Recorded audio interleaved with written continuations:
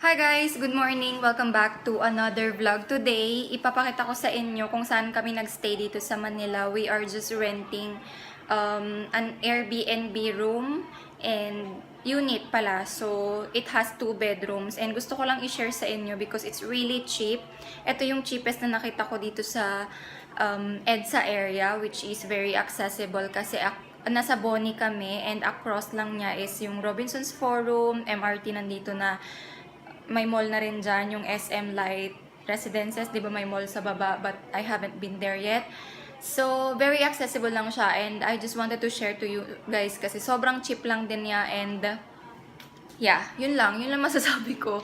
And very comfortable. It is already good for 4 and it is estimated like 1,100 something for a night.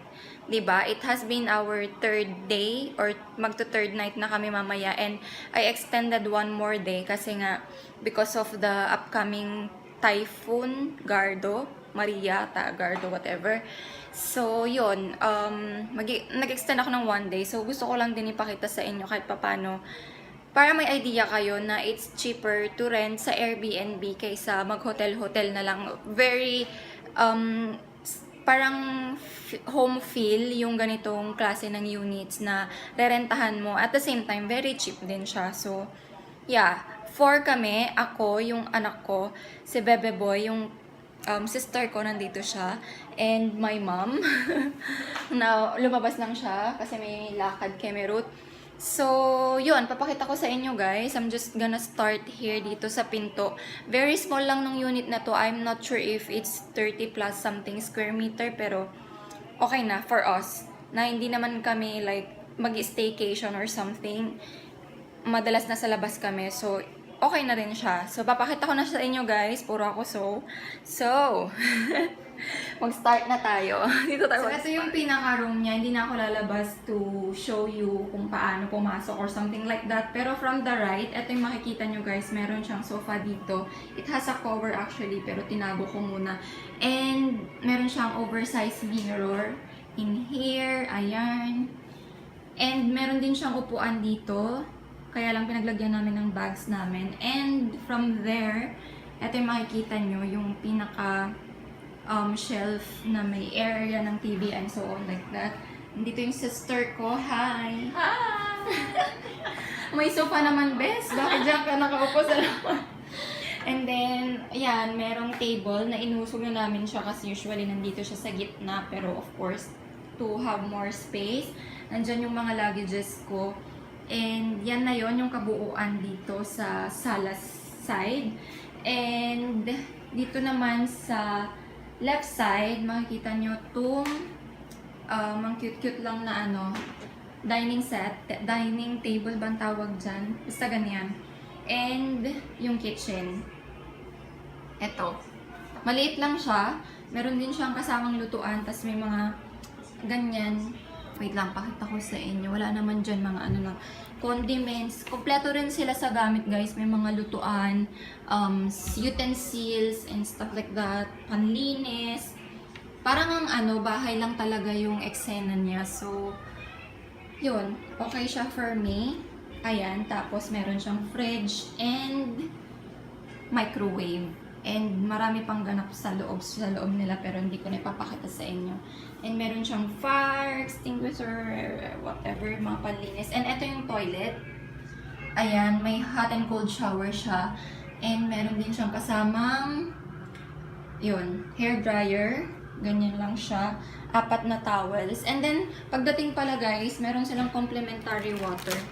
Ito, 4 na ganito, tsaka 4 na lemon square cheesecake. So, punta tayo sa first room. Ito pala yung interior niya. Hindi naman siya ganun kabongga. Ito yung first room. Natutulog si Bebe Boy, guys. So, lang tayo. Quiet. Char! And then, dito pala dun sa living room, wala silang aircon. So, we are opening the door dito sa first room. Though, maliit lang naman siya. Nagpo-provide na rin siya ng hangin sa living room. So, yun. Ayan yung bed namin ni Bebe Boy. Ito yung pinaka, hindi naman master, pero same lang din naman kasi sila ng size. Merong cabinet dito. Ayan. Tapos, yung fan, hindi pa nakakabit kasi doon sa living room, pero nandyan lang siya. So, ayan. And then, let's go to the next room, guys. Ito yung mas maraming cabinet kasi talagang sinulit nila yung space. Ayan. Pagpasok mo. It has a bunk bed.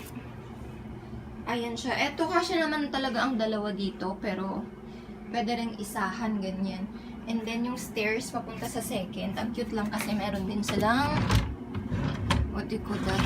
Mga drawers. Ayan.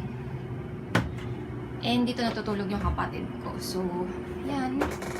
Sobrang cute lang niya, guys. And very comfortable. Parang feel at home ka talaga pag nandito ka. Hindi ko nabubuksan yung mga cabinets kasi tinambak ko yung mga messy doodles namin. So, yun lang. Yun lang yung masashare ko sa inyo. Taran, taran, taran, taran, taran, taran. Ang cute lang, no? Red and white and black yung pinaka-interior nila. Ayan. So, that is it, guys, for the mini accommodation tour. I'm with my bebe boy now. We are here in my sister's bed, yung pinaka-second ng bunk. And maayos kasi yung ilaw dito. So, dito kami mag-vlog. Right, bebe boy? Did you have a good sleep? Yeah. Yun lang, guys. Pa-thank you ko na rin kay Miss Odette and Miss Cora for accommodating us and addressing my concerns. And also, we haven't tried the pool. We have free access in there, pero hindi pa namin natatry kasi nga umuulan.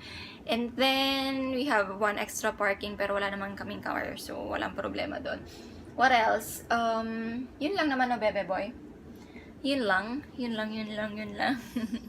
That is all, guys, for this mini tour. If you want to check, by the way, kung for example, pupunta kayo dito sa Manila and you want to check this place, it is located in Boni, Mandaluyong. Ita-type nyo na lang doon sa Airbnb and there are a lot of selections of units in there. Ito lang yung pinaka-cheapest talaga na nakuha ko. Kasi usually, di ba, pag nag-hotel ka, 1.5 yung pinakamura and good for 2 people lang yun. And we are 4, so I tried to look for the cheapest and it is 1.1 something. Pero medyo sometimes nagtataas si Airbnb 1.266 or something. Ganun. Depende. Depende sa araw. Depende sa time. Ganyan. And we are in Hotel 1. Hotel 1. Tower 1. Pioneer Woodlands Tower 1. Ito, guys. So, that is all for this vlog. Thank you so much and see you again next time. Say bye. Bye. Bye. Mwah.